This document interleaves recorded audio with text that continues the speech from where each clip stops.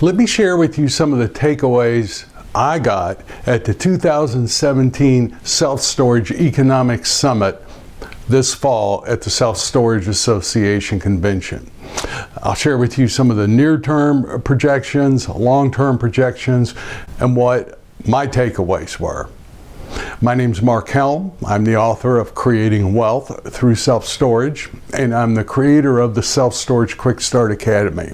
And what I do is I support the small investor who wants to get in the self-storage business and who wants to grow their self-storage business, strategically do so in an intelligent way that creates true wealth and a fulfilling career.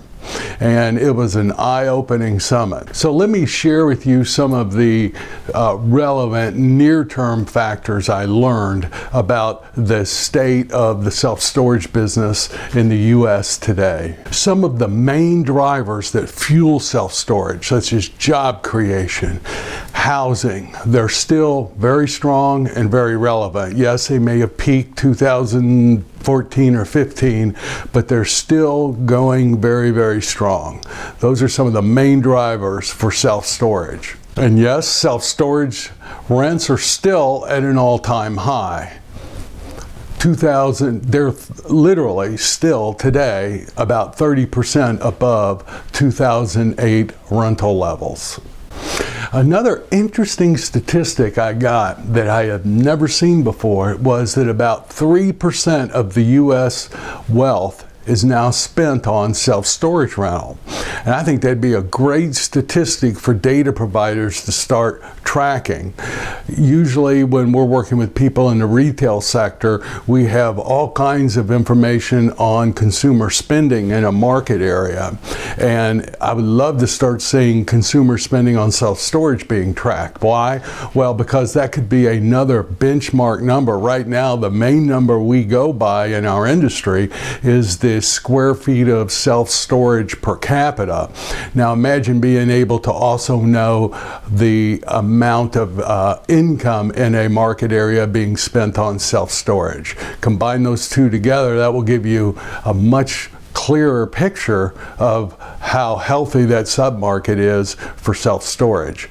So I'd love to see that start being tracked more. The other near-term implication is operating expenses are going to go up. Why? Well, there's a lot of product online and coming online. And as the more product comes online, people are going to be spending more and more money on marketing, and property taxes are going up. If you own self-storage facilities, you've probably seen that. Property taxes going up, more on marketing, pressure on the rents with all of these new facilities coming online. Operating expenses are going to go up, which means NOIs are probably going to go down some. Long-term factors affecting the self-storage industry. Population growth rates are slowing down. Over the last 30 years, the U.S. population on average has grown about 1.3% per year for the last 30 years. That's going to be cut into about half for the next 30 years on average. But to compensate for that, perhaps, the percentage of the population using self-storage is going up. So far this decade, what we got from the summit was 2% more of the population so far this decade is using self-storage. That's the same percentage as all of the decade before. So the percentage of the population using self-storage is growing almost double what it's been the decade before in this decade. Here was the main takeaway I got. You have got to be careful today. Yes, this product has a bright future and a long future. Yes, this product is probably still the best space a small investor can be in for all of the obvious reasons we always talk about, but it's never been more critical to be very, very careful about where you go and which facilities you buy. Why? Well, because there is a lot of new product coming online. I don't want to go into the stats here, but you know, all you have to do is drive around in whatever market you're in, and if it's a market of any size, you're going to see self-storage facilities going up all over the place. We all hear about the markets that are overbuilt, you know, the Dallas, Fort Worth, the Austins, the Houstons.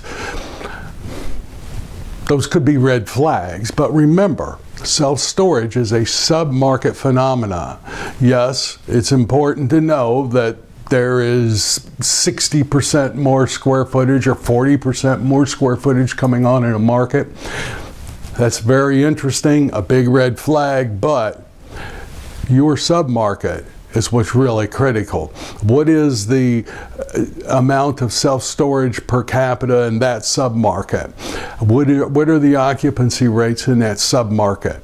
How many aggressive, large institutional REIT properties are coming online in that market? That's way more relevant. Houston, yes, may be overbuilt, but there are still sub-markets in Houston that need self-storage. So what this shows is you've got to be more careful and you've got to be more selective in what facilities you buy, and especially where you build self-storage.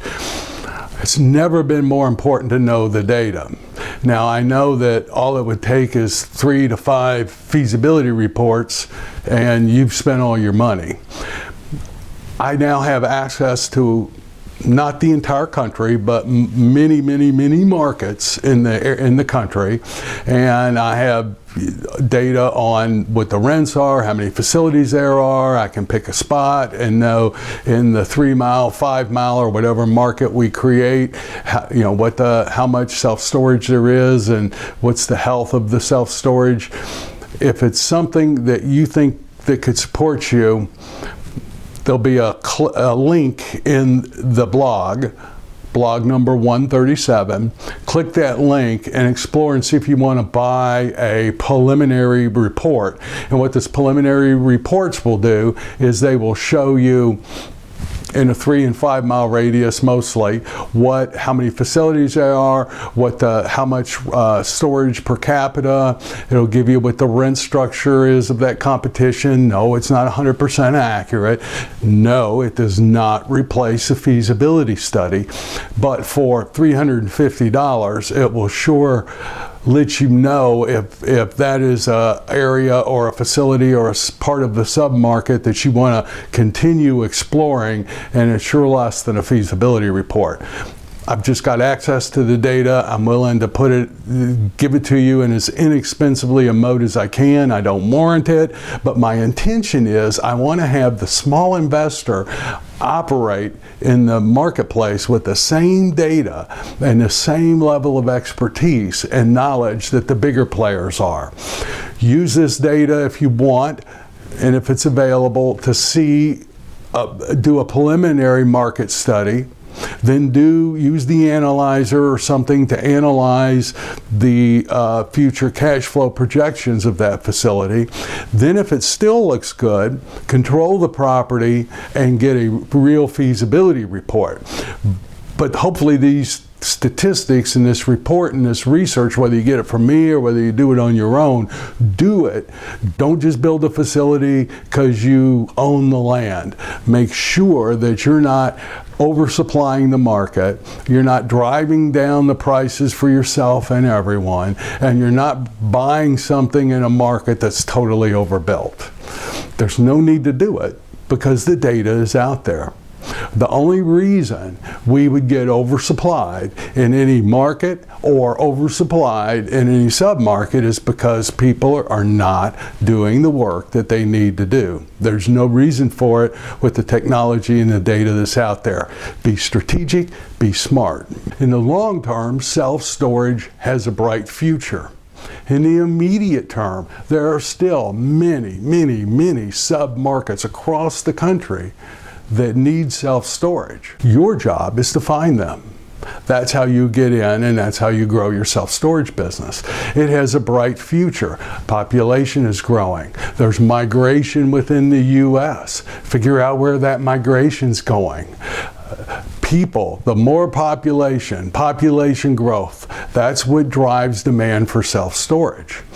Figure out where people are moving to, where the demand is, where the demand's going to be, and then build a product that meets or will meet that demand. You now have the data to figure it out. It has a bright future. I don't see anything on the horizon that's going to disrupt self-storage. Pods and mini storage didn't disrupt it. Concierge storage hasn't disrupted self-storage. Having digital files and having what used to be digital records has not disrupted self-storage. I don't see anything on the horizon yet that's going to disrupt it. Just be intelligent, be strategic, and be smart. And you will have a great future in the self-storage business. And the self-storage business is the greatest business on earth, bar none. It is the best business for the small investor. Thank you very much. My name is Mark Helm. I'm the author of Creating Wealth Through Self-Storage, and I'm the creator of the Storage World Analyzer. Go to storageworldanalyzer.com, learn more about this fantastic tool that we use every day. We use it to analyze self-storage facilities, help us determine what we can pay for them, helps us design our future strategy for them. It's a great tool. We couldn't function without it. Hundreds of people are using it. I used to use nothing but Excel. Today I use the analyzer. I still use Excel sometimes on certain projects, but I live on the analyzer. So thank you very much. I look forward to being with you later. And remember, be strategic. If you think these reports can help you, click. See you later.